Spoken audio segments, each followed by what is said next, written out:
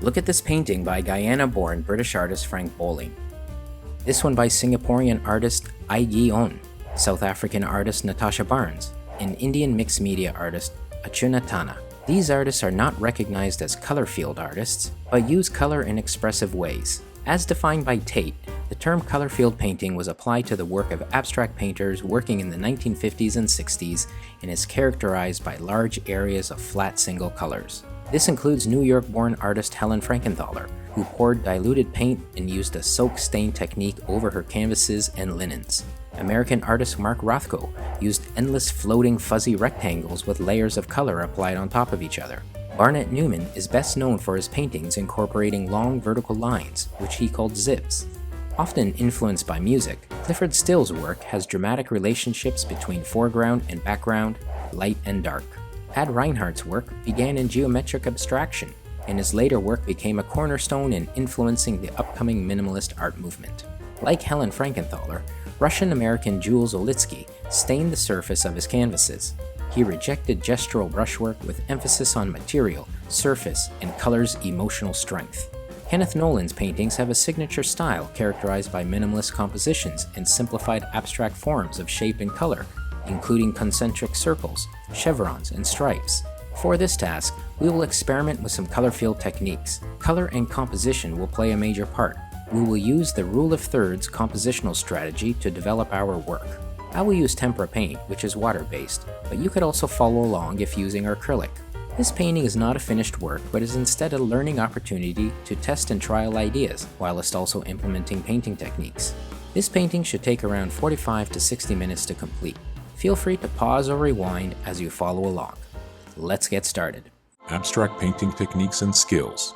Color field. As this is a practice task, let's use an A4 size paper in our sketchbook. What we are going to do is build up some layers of color, exploring and implementing some techniques. For brushes, I have one larger flat brush, a filbert, which has a curved top, and a smaller round brush, which I'm not sure yet if I will need it. You may decide to have a water cup nearby to clean your brushes, as well as some paper towels. I'm going to mostly use warm colors. On my palette, I have white, yellow, and orange to start off with, but we'll add more colors later. So with color field painting, obviously color plays a major role. Composition is the other. For this task, we will use the rule of thirds to structure our work. The rule of thirds is a guide. Imagine you divide your composition into thirds, either vertically or horizontally. If you place focal areas at the intersecting points of them, you will achieve a pleasing arrangement and layout for your compositions. This is what we will do for this painting activity. To start, let's take our flat brush and take a small amount of yellow to mix into the white.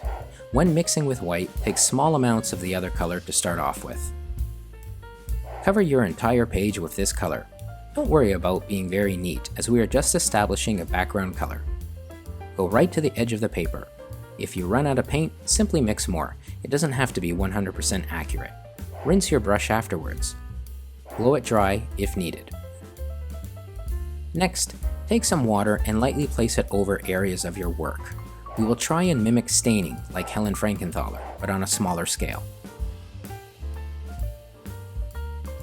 I'm also going to dilute some yellow paint and place it over the wet area.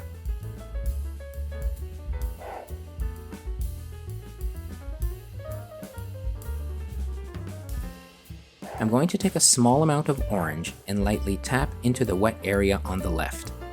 What I'm trying to achieve is a bleed effect similar to watercolor. It's much harder with tempera paints, and if you were using acrylic, it would be easier than this. Doing this on paper also has its challenges, as the paper buckles and warps, often creating pools. But we should give it a try anyway. As I apply the orange in water, I very gently spread it out. You can see some pools forming. If you use a blow dryer, you can see that these pools could be manipulated. I'm going to blow it dry to see if I can create a drip effect. Some of these pools may take longer to dry, so feel free to lightly dab them with your paper towel. I'm also going to try and flatten out my paper and dab up the water off my palette. I'll now add some red, purple, cyan, or light blue, and a touch of black to my palette. Take note of how I've organized the colors and how much paint I have taken.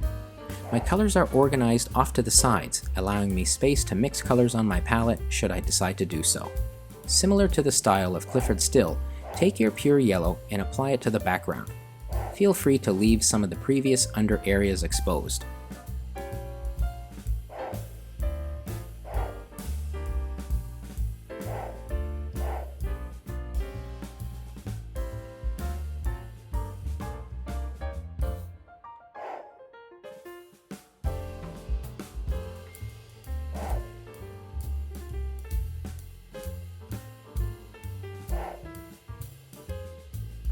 I'm also going to add some orange in small areas to this.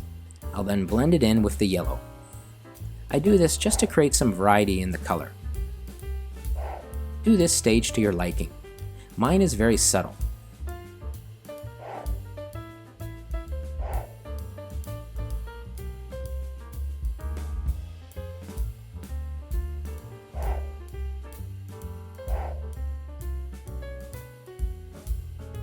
Wash your brush afterwards. When working with water-based paints like this, we always have to start with the lightest colors and work our way up to the darker. I'm now going to mix some orange with the red. I'll apply this on the bottom left area using vertical brush strokes.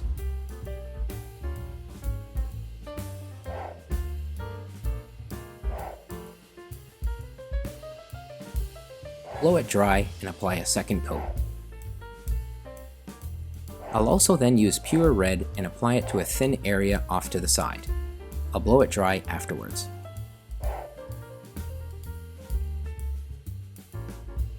Next, take some masking tape. I'm going to create a hard edge rectangle at the bottom. You can place yours elsewhere, but be aware of our rule of thirds strategy. When I apply the tape, I pull both ends to make sure it is straight. After sticking it down, I only push down on the edge where I will be painting, as the tape can sometimes tear the paper. To prevent this, you could also place your tape on the table surface so it is less sticky.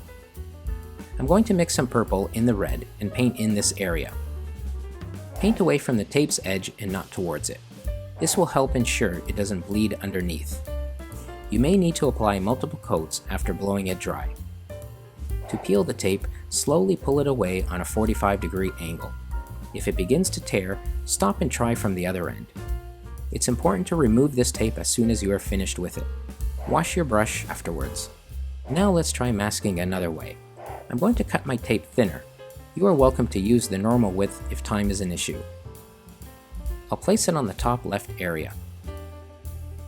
I'm going to use a creamy orange by mixing it with some white. I don't have a lot of paint on my brush, and I'm going to paint over the tape. Peel it off afterwards. Arnott Newman used this technique at times in his work. Let's try it one more time horizontally on the right. I'll use white, so it will be very faint. I'm going to make a pale blue as it's complementary to my warm colors. Like Jules Olitski, let's add a circular shape on the bottom third area. This could be circular, oval, or an organic shape. Don't worry too much about accuracy.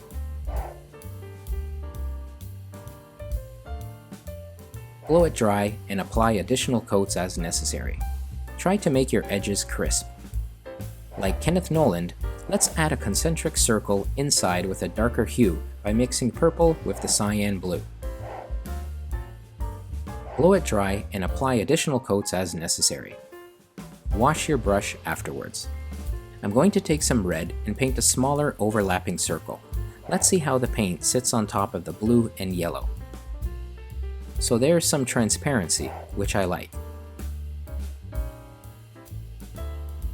I'm now going to mix some blue with black. This may look more vibrant than just using black straight out of the bottle. I'll try painting a smaller circle using the small round brush, but I think it's easier to just use the other brush. I'll apply some white marks on my work, and then apply some black areas. Note how I hold my brush to do this. I'm using the thinner side and pushing down lightly to create thinner vertical marks. I also want my edges a little jagged. I'm going to use the black sparingly to just create some visual weight in my work.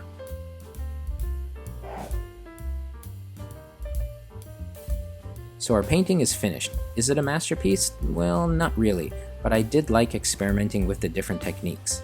I think the color harmony is pretty good. What could we do differently or improve next time? I think I'd do the Helen Frankenthaler staining differently. Perhaps in my situation, it would have been better to use watercolor first instead. The 1950s and 60s were a golden era for the color field movement, but its influence continues. In the UK, artists like John Hoyland and Richard Smith continue the tradition with their large-scale works. African-American artist Sam Gilliam was an innovator who transformed the world of color field painting. He abandoned the traditional canvas stretcher and draped his work across the gallery wall. He passed away in 2022. Check out some of the other abstract painting tutorials available in the playlist linked in the card above. Good luck with your painting pursuits. Thanks for watching this video. I hope you found it informative and gained some insights. Feel free to subscribe, hit the like button, or leave a comment, question, or future video suggestion below. This has been a video production.